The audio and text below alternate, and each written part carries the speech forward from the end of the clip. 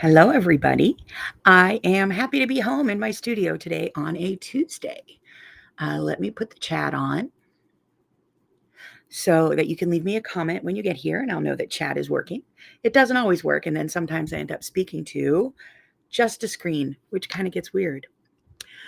So not much has happened since I was here last week, quilting wise, but I've been very busy.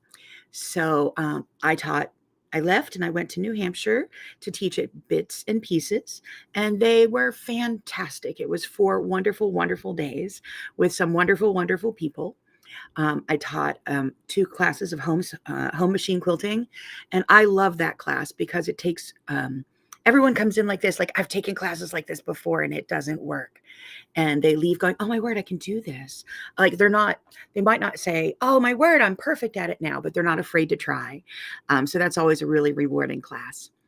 And then I had a full day of long arm boot camp, a full day of Pro Stitcher Basics, which is the computerized, and then a full day of long arm basics again, long arm boot camp. So, and then I drove home. So it was a great time, great people, great quilts. It was fun seeing everybody work on their machines because it was hands on. Hello, let's see. Hello, Annette in Kissimmee, Florida. Right now, I'm glad to say you have to be hotter than I am because the high today is 79 or 80, and it's wonderful. Not being incinerated, so that's nice. We're not being cremated any longer. And hello in Shahola, Pennsylvania. Joan, are you getting some relief from the heat we had? Joanne, I'm glad to catch you 2 weeks in a row live. Are you a local Joanne Brown, as in local to me? Because I have 2 Joanne Browns that live right around here, but being Brown like we are, it's a common name, and you could be a different Joanne Brown. So let's see, I drove home Sunday night, and I was very tired after teaching all day, after 4 days, but I wanted to drive home Sunday night to get the 4-hour drive over with and not kind of waste Monday. So I got home later in the evening on Sunday night, and yesterday, Monday, I woke up at 2 in the afternoon. I love that. I love sleeping in, and I never did anything really useful yesterday. Not much at all. Hello, Joanne Brown. You are my friend from the Quilt Basket. It's nice to know you. There's another Joanne Brown locally who's a friend from my church, who also lives locally. So, and her husband's name is a name we have in the family. And people are like, "Are you related to that Brown?" And I said, "Yes, but not the one you're thinking of." The joys of being last name Brown. Yay, Joan, cooler today. We deserve it, right? We totally deserve it. We've been being cremated for a while, or boiled, depending on how you think of it with the steam. It was so nice that, let's see, last night, I think I went to Bible study and went to the grocery store. So I have 11 pounds of chicken cooking in my crock pot. So I'll have a bunch of shredded chicken ready for meals for this week, next week, and the following. It'll just put some in the freezer. And then I made cookies. Now, I'm not eating cookies, so these aren't quite cookies, but they make me happy anyway. So my sister, whenever I go to visit mom, well, my sister's out of town, and I stay at my sister's house and babysit her dog. She leaves me a present from the dog, and she knows I love cookbooks. So I got this cookbook. It's called Plant You. 150 ridiculously easy, delicious, plant-based, oil-free recipes. And this is. I had been looking for that cookbook, and I don't even think she knew it. I think she just picked it up at like the book fair at the library. But I make cookies, and this is a really big cookie, right? The ingredients are, um, I don't really follow the recipe anymore, but it is a couple bananas, a couple shredded zucchini, a couple shredded carrots. Then maybe 3/4 cup of peanut butter, a cup of peanut butter, almond butter, whatever you got. Cinnamon, ground flaxseed, about a 1/4 cup, baking soda, maybe a teaspoon or 2, and then enough oats to make it stick together with vanilla and cinnamon. I also put in a cup of mini chocolate chips. Now, I have a KitchenAid mixer with what's that, a 6-quart bowl or something like that? and it was full within an inch of the top. And so there's only and a couple tablespoons of honey, so nothing major. So not much guilty about eating these. And I baked them in the toaster oven the last time I made them because God was cooking New York and I couldn't turn on my oven. But I made them in the oven today with my silicone baking sheet. They came out so perfect. Isn't that beautiful? So it's a cookie, but it's not very, I don't have a lot of guilt eating that cookie. So they're delicious. Encourage you to try them if that sounds good to you. I think it's supposed to be maple syrup instead of honey because it's plant-based and honey is technically an animal product. So I use honey instead because I bought a case of honey. I have 12 big jars of honey, and I don't have 12 big jars of maple syrup. So that's why I swapped it out. But anyway, I'm very proud of these cookies. They're beautiful. They're delicious. They're a tiny, tiny bit sweet, but mostly you're eating oats and fruits and vegetables, which is nice. So let's see. Janet, yeah, you're still going to be hot in the South. I'm sorry. I'm sorry. In the North, we can have some days that are 78, 79 degrees. And let's see. Hello, Carol. I'm glad you're here in New Jersey. And Sandal, yes, the cookies are yummy. So they were listed as breakfast cookies. And for me, they tend to be eat my grab and go. If I'm rolling out of bed in the morning to run somewhere, I can just grab 2 cookies and eat them for breakfast in the car. I also can have one at night, like I need an extra meal to take my evening medication because sometimes I can't take my medication till after 10 o'clock, but I need some food in there, just a little bit of food, or if I really need a cookie. So not too bad, but very proud. I was really tickled how they came up. I think I ended up with 12, 36, 37, 38, 39 cookies. And they're big. I just use a cookie, an ice cream scoop. I have baking ice cream scoops, batter scoops. So this is my biggest one, which is smaller than my ice cream scoop, but they're very yummy. So very proud of those. Let me turn this off.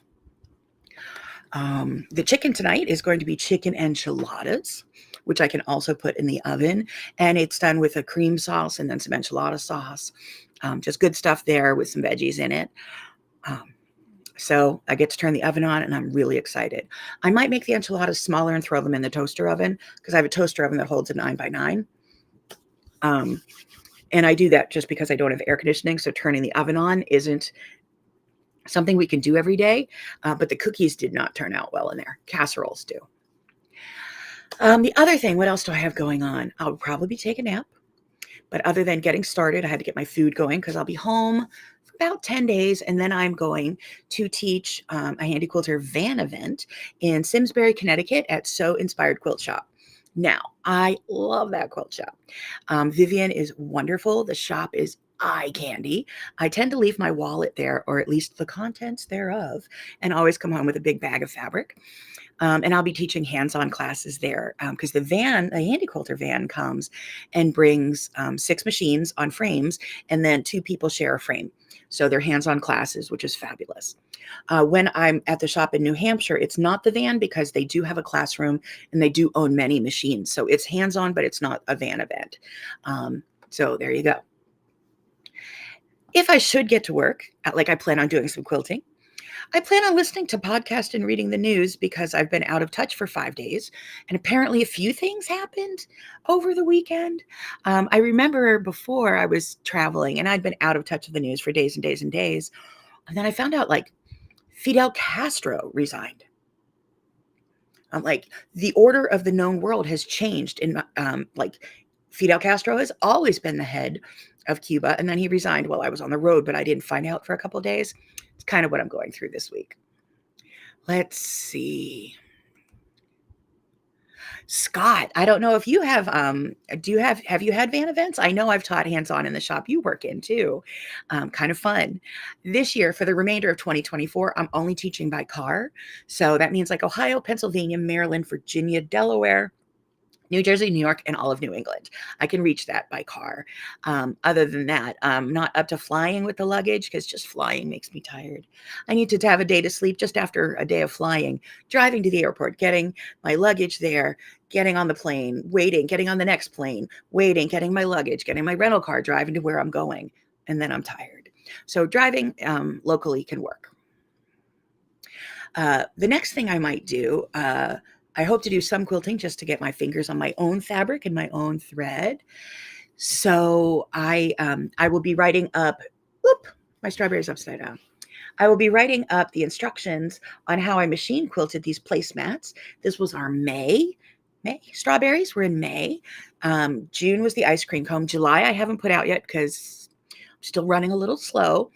The infusions knocked me back, but I'm still doing okay. It's going to be popsicles, kind of like fudgesicle size. So it's going to be a square that's angled off on the top with a stick. So those are the two online content things I want to work on, is getting the quilting of this up and then getting the pattern up for the popsicles. But I need your help. What color are popsicles? I like green popsicles, and I like green and orange. What other color popsicles do you like? Like red, purple? I like blue Cool Pops, but I don't believe that. Is that a popsicle color? And if I wasn't starting with squares, I would do those rocket pops that are like red, white, and blue. But what type of, what color popsicles do you like on your quilt? Creamsicles. Carol wants creamsicles. So they would be orange. I like those. It's going to be, like a sickle, a creamsicle, fudgesicle, but I don't want it to be orange and brown. I want it to be summery and bright. So they're going to be popsicles, but only one stick. Or should I put two sticks in it? So we have cherry.